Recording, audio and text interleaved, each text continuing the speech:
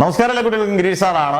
+2 say പല കുട്ടികളും എനിക്ക് തോന്നുന്നു ആദ്യത്തെ ഒരു ആവേശമൊക്കെ കഴിഞ്ഞ് തണുത്ത് ഇരിക്കുന്ന ഒരു രീതി ഒരിക്കലും പ്രവണത നല്ലതല്ല എന്ന് പറയുന്നത് പല രക്ഷാകർത്താക്കളും നമ്മളോട് പറഞ്ഞത്. കാരണം ഇത് നിങ്ങളുടെ ഏറ്റവും വലിയ ചാൻസ് ആണ്. ഇനി ഒരു ചാൻസിലേക്ക് നിങ്ങൾ ഒരു പരീക്ഷണത്തിലേക്ക് നിങ്ങൾ നോക്കിയിരിക്കരുത്. കാരണം ഈ മാർച്ച് 2025 എല്ലാ സൈഡിൽ നിന്ന് കുട്ടികളെ സംബന്ധിച്ച് ക്രൂഷ്യലാണ്. അത് +1 ആണെങ്കിലും +2 ആണെങ്കിലും, അത് ഏത് വിഷയമായാലും, സയൻസ് ആയാലും, അത് ഹ്യൂമാനിറ്റീസ് ആണെങ്കിലും കൊമേഴ്സ് ആണെങ്കിലും, നിങ്ങളെ സംബന്ധിച്ചുള്ള അത് എഴുതിയെടുത്തിരിക്കണം എന്നുള്ളത്, നിങ്ങൾ 100% അത് ജയിച്ചിരിക്കണം എന്നുള്ളതും നിങ്ങളുടെ ഉത്തരവാദിത്തമാണ്.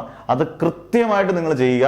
അതിനകത്ത് ഒരു രീതിയിൽ ഉഴപ്പം പാടില്ല. നിങ്ങൾ ഒരു ദിവസം ഞാൻ പറയാറുണ്ട്, നമ്മുടെ ബാച്ചുകളിലെല്ലാം ഒരു ദിവസം നിങ്ങൾ 1 മണിക്കൂർ മെനക്കെട്ടാൽ പോലും നിങ്ങൾക്ക് ഈസി ആയിട്ട് ഡബിൾ പാസ് അല്ല, നല്ല മാർക്ക് നമുക്ക് സ്കോർ ചെയ്യാം. ഇപ്പം നമ്മുടെ എല്ലാ ബാച്ചുകളിലും ഞാൻ പറഞ്ഞു, ബാച്ചിന്റെ എല്ലാ ബാച്ചിലും കഴിഞ്ഞ വട്ടം ഒരു 99% വിജയിക്കണമെന്നുണ്ടെങ്കിൽ നമ്മളും ഒരു അധ്യാപകൻ മാത്രം വിചാരിച്ചിട്ടല്ല, കുട്ടികൾ അതുപോലെ കഷ്ടപ്പെട്ടിട്ടും അതുപോലെ സിമ്പിൾ ആയിട്ടുള്ള ക്ലാസ്സുകൾ കണ്ട് അവരത് പഠിക്കുകയോടെ ചെയ്യുന്നതുകൊണ്ടാണ്. അന്നേരം 100% ഉറപ്പായിട്ട് നിങ്ങൾ വളരെ കാര്യമായിട്ട് ശ്രദ്ധിക്കുക, നന്നായിട്ട് സേക്ക് വേണ്ടി പഠിക്കുക. എന്തായാലും +2 സേ മാർച്ചിൽ തന്നെ സാധാരണ റെഗുലർ സ്റ്റുഡൻസിന്റെ കൂട്ടത്തിലാണ്. അതുപോലെ +1 സേ +1 റെഗുലർ സ്റ്റുഡൻസിന്റെ കൂട്ടത്തിൽ തന്നെയാണ്. അന്നേരം മാർച്ചിലാണ് പരീക്ഷ രണ്ടും. അന്നേരം നേരത്തെ നമ്മൾ പഠിച്ച് റെഡിയാക്കി വെക്കണം എന്നാണ് പറഞ്ഞു വരുന്നത്.